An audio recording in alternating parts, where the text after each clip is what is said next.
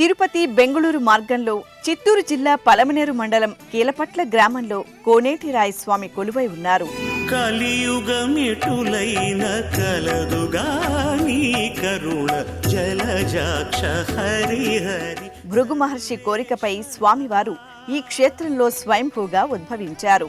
సప్తఋషులు అంటే యొక్క భృగు మహాముని త్రిమూర్తులను పరీక్ష చేస్తూ వెళ్తూ కడాలో మహావిష్ణువు వెళ్ళినప్పుడు మీరు ధర్మాన్ని ఏ విధంగా కాబట్టి అంశం మీద పరీక్ష చేస్తూ వెళ్తారనమాట. అప్పుడు చెప్తారు, నేను తిరుమల కొండపైన శ్రీనివాసునిగా వెంకటేశునిగా పేర్లతో పిలువబడుతూ ఆర్చారూపంలో ఆవిర్భావం చేసి నేను కలికాలమంతా ధర్మాన్ని కాపాడుతానని భృగువుకు మాటిస్తాడు మహావిష్ణువు. తర్వాత ఆయన అడతారు, మీరు కలి ఆవిర్భావం మీరు ఏ రూపంలో వస్తారని అడిగితే అప్పుడు చెప్తారు, శంఖ చక్ర కటివరదాస్తాలతో కూడా ఈ రూపంలోనే ఇక్కడికి వస్తానని చెప్తారు. అక్కడ భృగు మహాముని ఇక్కడ ఆ రూపంలో ఇక్కడ ప్రతిష్ఠ చేసినట్లు అని చెప్తారనమాట. కొండ మీద ఎలా ఉంటారో స్వామివారు అలాగే అంటారు. బింబం మొత్తం సాలగ్రామ్స్ అనమాట. ఇక్కడ ఏమనుకున్న కోరికలను బాగా నెరవేరుతుంది కాబట్టి చాలా మంది భక్తులకి ఇక్కడ చాలా ఇలవెల్పు దేవుడుగా ఇక్కడ చాలా ప్రసిద్ధి చెందినారనమాట స్వామివారు ఇక్కడ.